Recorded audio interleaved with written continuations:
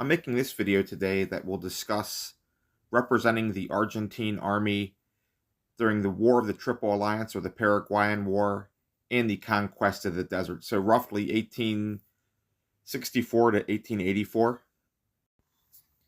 And I'm going to discuss some of the arms that were used and some of the uniforms and how you may represent this army on the tabletop in 28 millimeter. Now, I did visit the Museo de Armas, and they have a lot of neat displays there. And I was there in 2024, and just going back now, there's so many more things I noticed since my Spanish is actually improved. I could read a lot of the little plates and things like that in the displays. And you see a lot of these miniatures, and they're actually really cool. One thing that struck me, especially when you start to look into the Paraguayan War era, so from the mid 1860s, they have a very French look, and that will make it very easy to represent them on tabletop. Another thing I noticed when I was looking through the displays is just the amount of arms that they had and the diversity of sources they came from.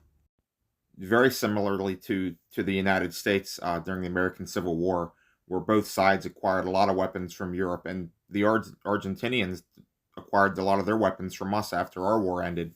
They purchased a great deal of American weaponry.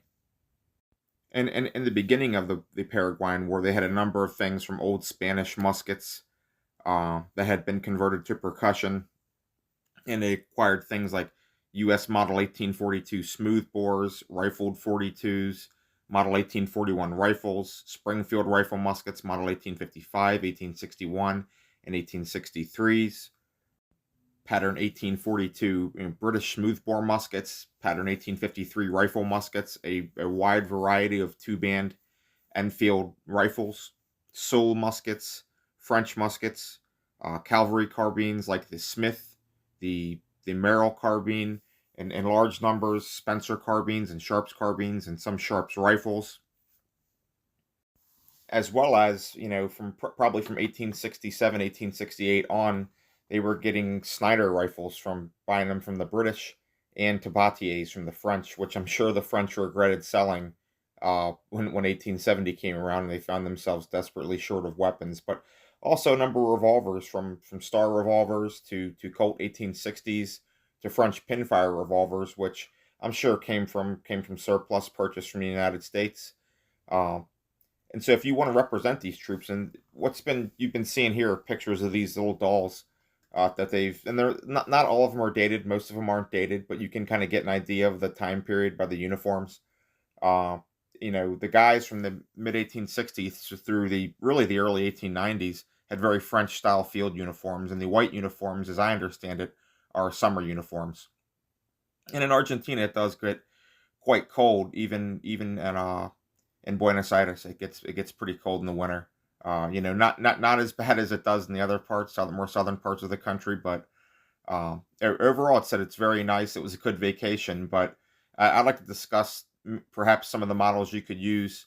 In my opinion, War Games Foundry has an excellent line.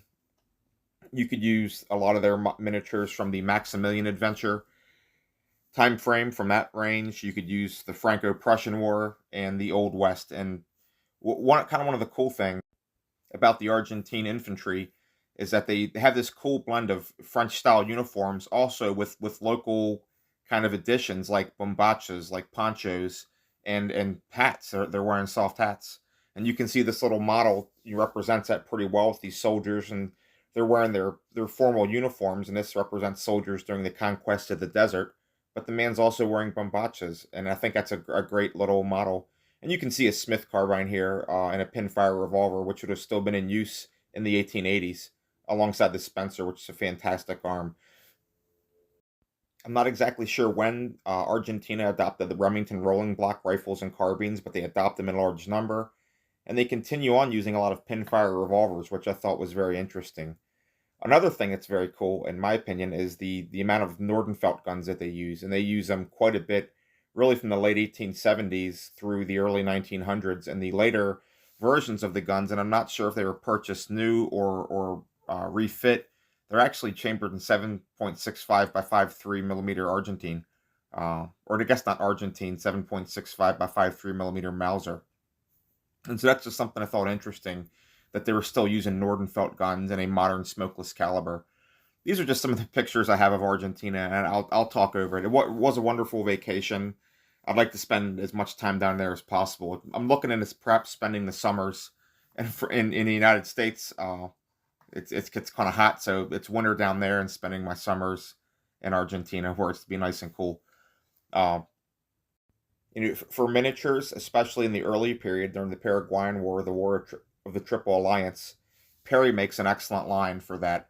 They don't make any artillery, but they do make a number of infantry and cavalry, and those figures really would carry you, depending on what uniforms you were painting, they would carry you through the conquest of the desert, through the mid 1880s, because they still use French uniforms, and the muskets that the models are modeled with, or they're sculpted with, are similar enough to things like the Snider rifles, and they're used through to the 1880s, so that actually works. If you were to look for figures, perhaps with rolling blocks, I don't know that anyone makes those, but at 28 millimeter, it may not be that noticeable. And I said, like, a lot of the models are armed with rifle muskets, and so those are very similar to the Snyders in appearance to the Snyders and the Tabatiers, because those are breech loading rifles that are based on converted rifle musket designs, so that actually works, in my opinion. If you were hoping to represent some troops armed with things like Spencer carbines or something like that, perhaps you could convert American Civil War cavalry for that purpose. But they should be very, very, very easy to represent, because the uniforms are basically French. And so a lot of your French from the Maximilian Adventure lines, or the Franco-Prussian War lines, would do well.